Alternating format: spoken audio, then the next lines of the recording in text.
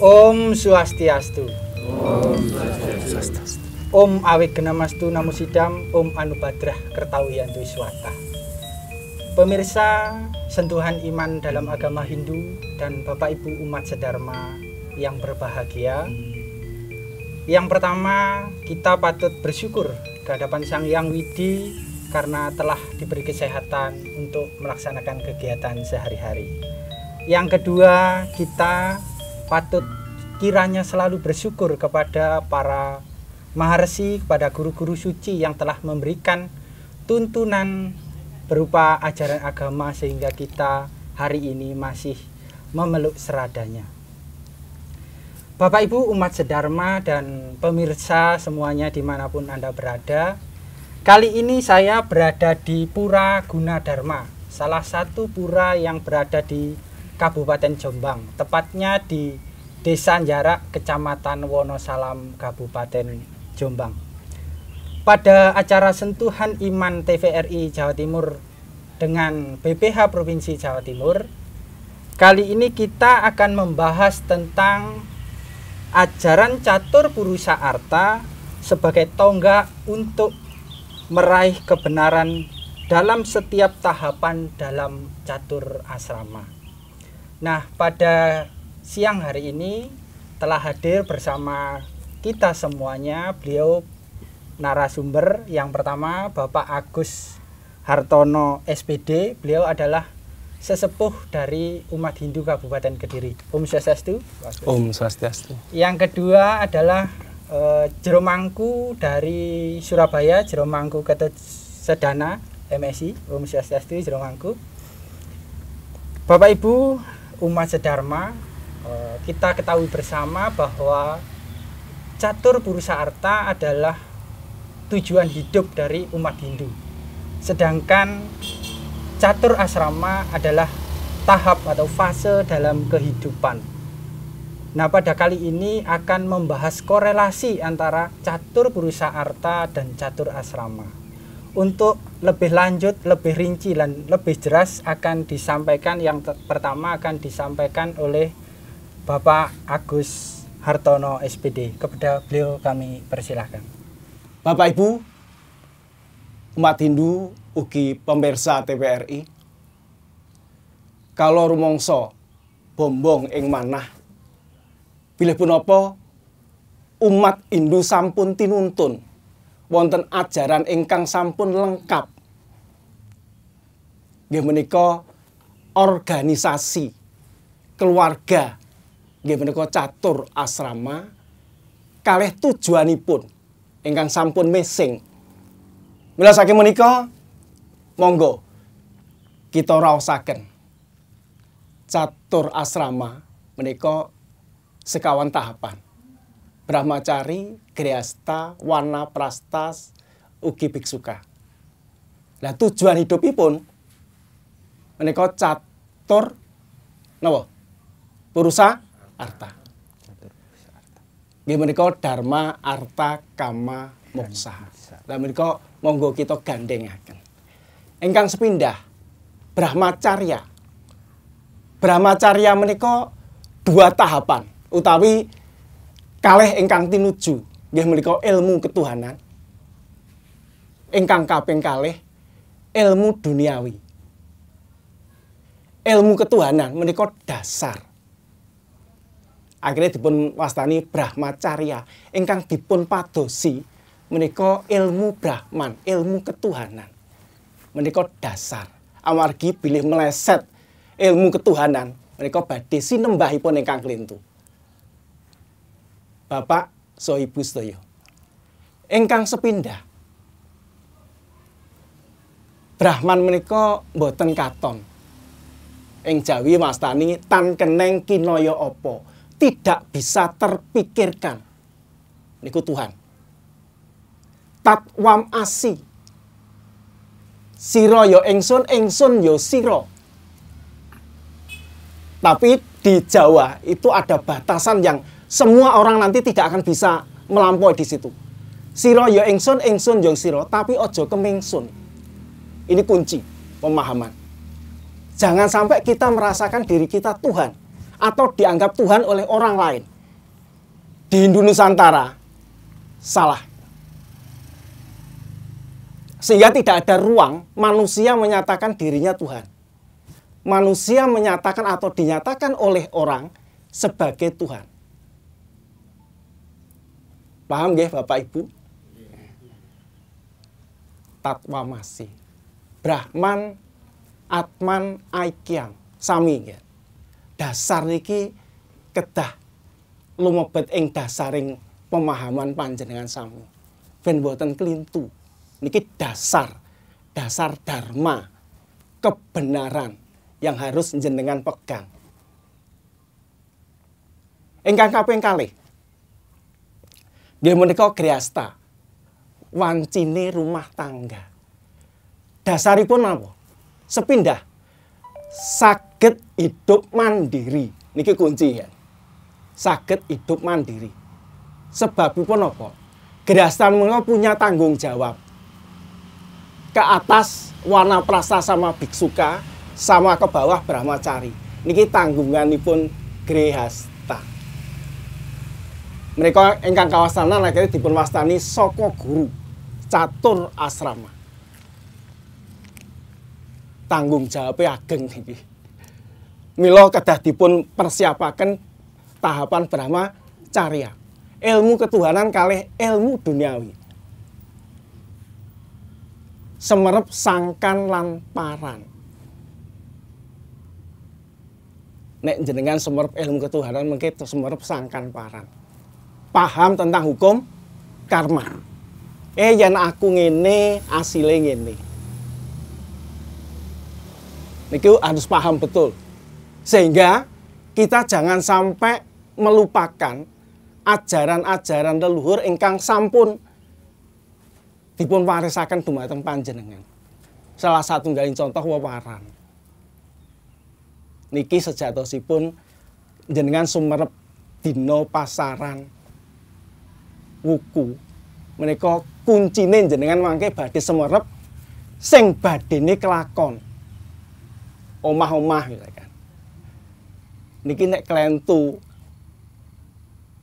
mendhet jam tanggal.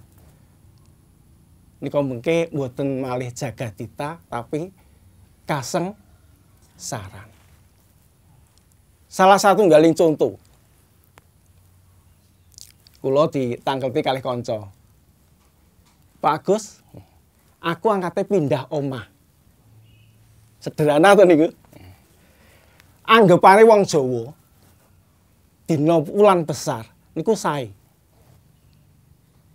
Kangge pindah omah. Ananging napa? Akhirnya tangkep kula memang dereng wancine. Medhar sabda niku. Akhirnya kula aturi teng rencang.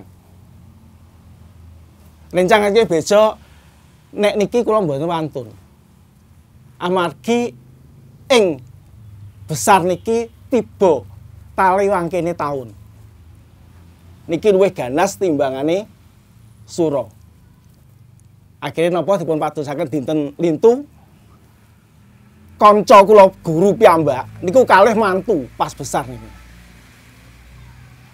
Jadi kanca setunggalé tangkel masalah griya, kanca kalih niku mantu pas besar. Akibatnya napa? Jam gangsal wonten telepon kanca pejah. Ingkang setunggali. Niku kegangan seminggu. Nutup pintu regol niku lambruk pejah. Akhirnya kanca kula sing pindah wau tangklet kali kula. Lho Pak Agus, tenan nek saestu.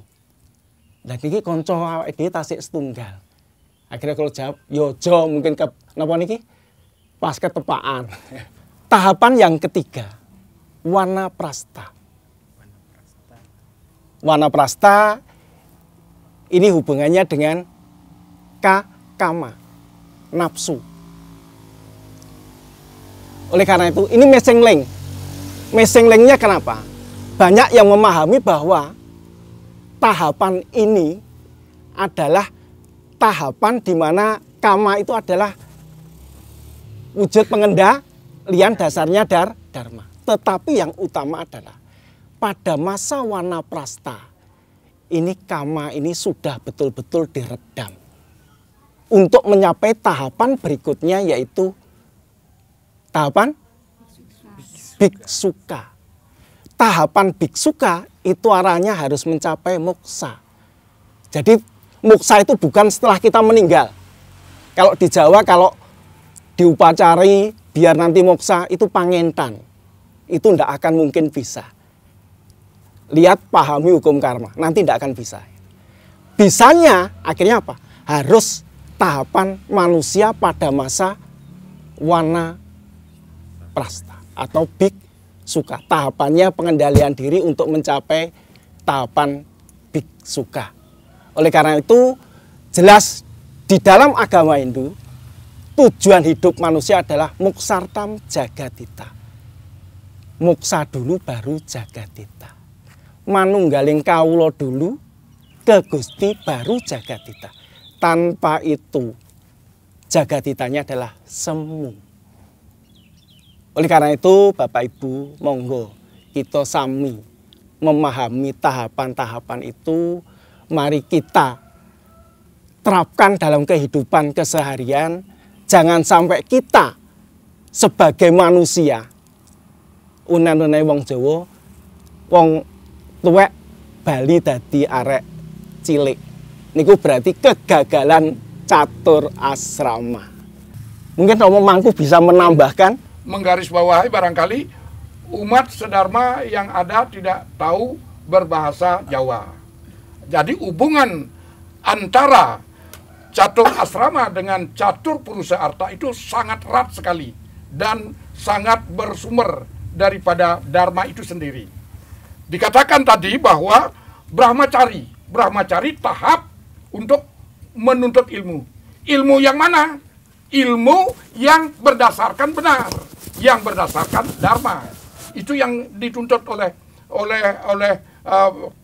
tahapan Brahmacari ini. Nah, berapa durasi waktu yang normal, yang biasa dilakukan dalam kita menuntut ilmu? Sedangkan di agama lain mulai dari lahir sampai ke akhir ayat, ya. Tapi di Hindu lain, mulai dari pertemunya Sukla Swanita dengan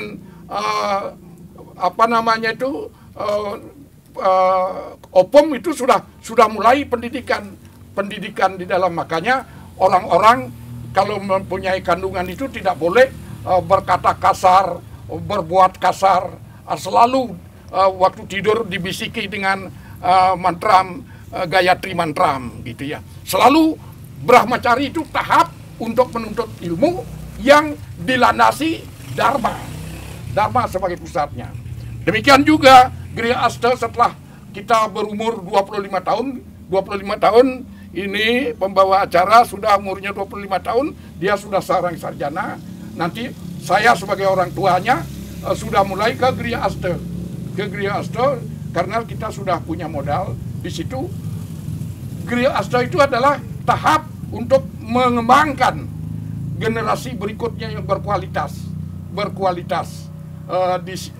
Di situ Griya Asta. Arta. Di situ kesempatan kita untuk mencari arta. Arta yang bagaimana? Arta yang dilandasi dengan dharma. Arta yang dilandasi dengan dharma.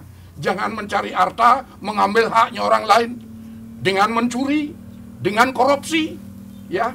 Apalagi menipu. Itu adalah sebuah dosa besar. Nah, inilah hubungan yang sangat erat sekali antara catur asrama dengan catur purusa arta. Dan selanjutnya ada yang disebut wana prasta, di mana kemungkinan kita mengumpulkan arta yang banyak untuk mendukung kehidupan kita yang harmonis. Ya, segala sesuatu kehidupan butuh sarana. Sarana itu apa? Arta brana. Nah, ini yang perlu kita pahami. Setelah kita mendapatkan arta yang dilandasi dengan kebenaran, tadi larangan-larangan sudah saya uraikan, tidak mencuri, tidak korupsi, tidak memperkosa dengan segala-galanya. Itu adalah Griya Asta yang dilandasi dharma. Begitu juga wana prasta. Di dalam proses wana prasta itu low limitnya disebut sampai umur 52 itu kita sudah mulai mengurangi keterikatan kita terhadap apa? Ikatan arta, ya. Bagaikan kalau di dalam sloka Sarvasara disebutkan bahwa bagaikan mandega angen tasing-tasik. Jadi di Dharma itu bagaikan sebuah perahu, ya. Sebuah perahu yang akan melewati sebuah lautan. Nah, janganlah perahu itu ditenggelamkan. Laut itu adalah arta atau media yang akan berlayarnya perahu itu. Tapi jangan arta itu yang diutamakan, yang tidak dilandasi Dharma. Kalau itu, perahu itu akan tenggelam. Tidak akan sampai ke yang kita harapkan di Pulau Harapan, yaitu Moksatam Jagadita Yaca Iti Dharma. Nah, ini yang perlu sekali kita mendapatkan pemahaman tentang hubungan catur asrama dengan catur purusa arte. Dan yang terakhir adalah biksuka. Apabila ketiga tahapan ini, saya ulangi, kalau bahasa Jawanya itu bagus sekali.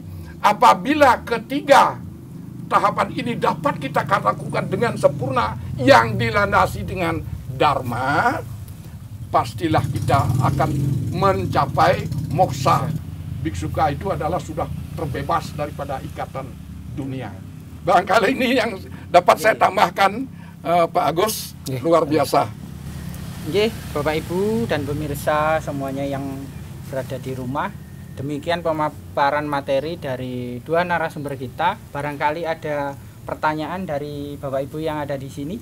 Untuk melaksanakan Dharma, ini biasanya yang jujur itu malah yang kita lakukan setiap hari, itu biasanya kehidupan lebih susah.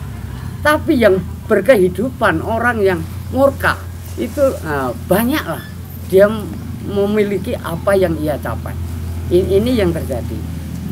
Makanya saya sendiri di sini cuma tanya bagaimana kisahnya kok bisa sampai terjadi hal semacam itu.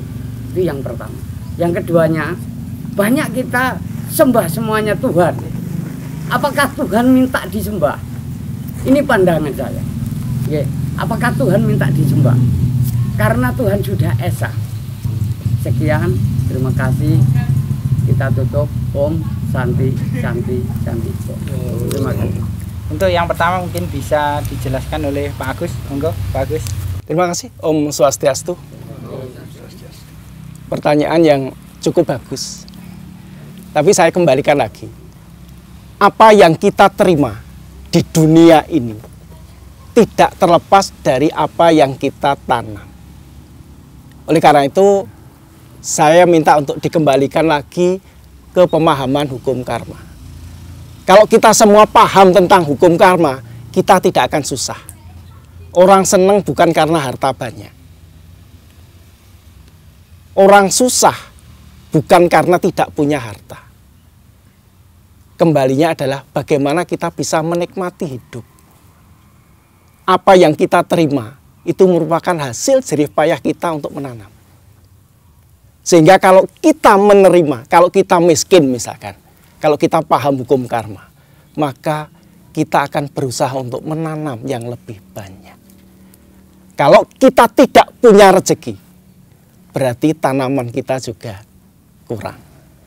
Kalau kita miskin yang tadi, jelas kita harus paham bahwa tanaman kita yang kita petik adalah kurang.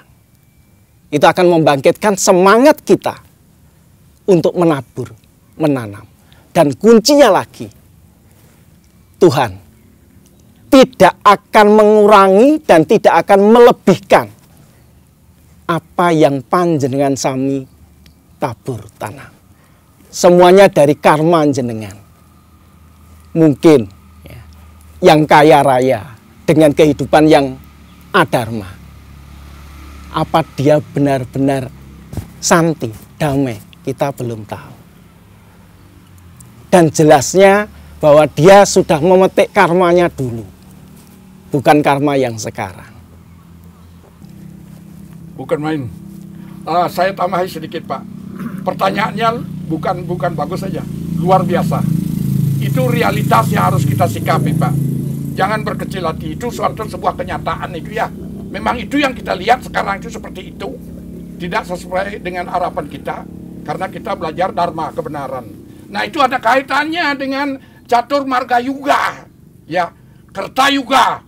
Orang semua belajar kebenaran. Baru treta yuga, dharma itu, kebenaran itu sudah berkurang 25%. Baru dua para yuga 50% dharma ini. Jadi kalau ibaratnya yang 100 adalah kakinya meja, kakinya meja itu sudah hilang 2, sudah egal-egol kita di atasnya. Pada waktu kerta yuga kita menari pun di atas meja berani. Nah, sekarang sesuai dengan inti pertanyaannya Bapak, kenapa kita sudah belajar dharma kok banyak yang tidak memahami tentang hakikat daripada kebenaran itu, bahkan yang unggul, yang berbuat curang, yang berbuat gitu. Karena kakinya meja itu jangan sekarang zaman kolobendo, zamannya besi, sulit diatur dan cepat panas. Nah, inilah yang menyebabkan kita seperti apa yang Bapak tanyakan tadi. Ini adalah karakter zaman yang tidak bisa dielakkan oleh siapapun. Mudah-mudahan kita akan kembali ke kerta yuga. Nah, pertanyaan kedua, kenapa Tuhan itu harus disembah gitu? Tidak, Tuhan itu tidak meminta apa-apa, tetapi ajaran-ajaran beliau itu mengajarkan kita supaya sadar bahwa kita beretika, ya, beretika. Untuk itu menyembah itu berarti kita belajar ramu-ramu Tuhan yang dituangkan dalam aspek-aspek ajaran dharma itu yang mewajibkan kita bersyukur kepada Tuhan. Aduh, rajang. Demikian jelas Pak Konidi terkait dengan pertanyaan apakah Tuhan itu perlu disembah, karena memang beliau mengajarkan kita untuk kita sadar begitu Jero Mangku nggih. Nggih Bapak Ibu umat sedharma dan Bapak Ibu pemirsa yang ada di rumah, untuk pertanyaan kedua monggo dari Jero Mangku, nggih Jero Mangku dari Anjasmara. Om Swastiastu. Om Swastiastu. Rahayu, rahayu, rahayu. Tadi sudah panjang lebar yang dijelaskan oleh kedua narasumber, terutama tentang catur asrama dan catur purusa arta. Yang ini langsung saja untuk menyingkat waktu, yang saya tanyakan karena kami adalah umat Hindu khususnya masih awam, yang ingin saya tanyakan tentang Brahmacari.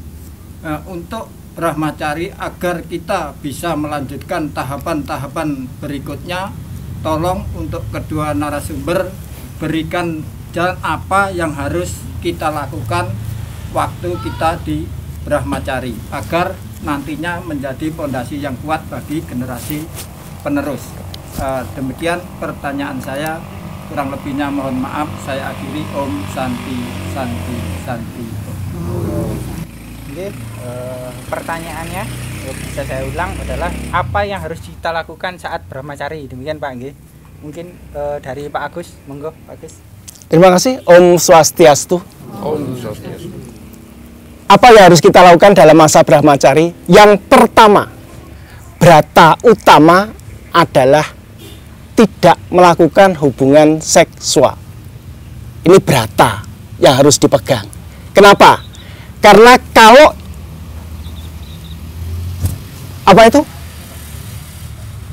kekuatan seksual kita salurkan, maka ini akan berkurang kekuatan pikiran. Tapi kalau itu kita tahan, maka air mani dan juga ovum akan dikembalikan menjadi oya sakti, yaitu kemampuan pikir yang jauh lebih cerdas. Oleh karena beratanya jelas itu, Brahmacari beratanya adalah pengendalian seksual. Dan berikutnya adalah tahapan berikutnya adalah dengan tekun untuk melakukan pembelajaran. Terima kasih. Mungkin perlu ditambahkan oleh Jero Mangku. Terima kasih. Saya lanjutkan sedikit Pak Agus. Pak Agus tadi sudah bagus ya menjelaskan. Saya menggarisbawahi sedikit. Tadi sudah dijelaskan bahwa durasi atau masa Brahmacari itu mulai dari lahir, ya. Bahkan kalau di Hindu itu mulai kandungan Griya Garba itu sudah dibentuk metode media pendidikan ya. Itu referensinya dari Hiranyakasipu yang mempunyai anak Narasimha, anaknya Narasimha itu ya. Dia berguru ke Wisnuloka. Tetapi kaitannya syarat-syaratnya supaya the next generation itu berkualitas, dari mulai TK itu belajar yang rajin, diajari oleh orang tuanya. Media pendidikan itu kan ada 3, formal, informal, dan non formal.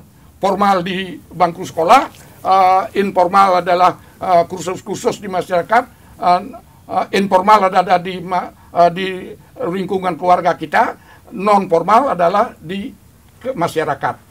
Oleh karena itu mulai sampai ini kita belajar dengan tekun, tidak boleh membohongi orang tua. Pamit belajar, Bu, saya sekolah jam ini, minta uangnya, tahu-tahu tidak ke sekolah, tahu-tahu dibelikan layangan. Oleh karena itu makanya setelah kita tamat sekolah tinggi baru mengekang hawa nafsu. Jangan sembarangan membuang hawa nafsu ini sebelum kita melakukan satu samskara, yaitu wiwaha samskara.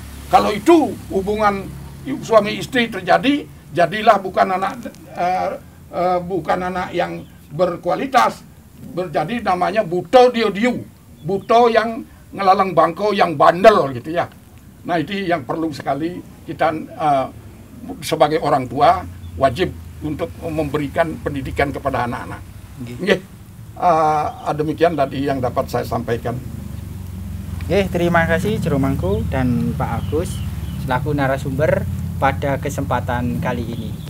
Bapak Ibu umat sedharma dan Bapak Ibu pemirsa dimanapun Anda berada, demikianlah sentuhan iman dalam agama Hindu pada acara kali ini. Tentang temanya adalah korelasi antara catur asrama dan catur Burusa Arta.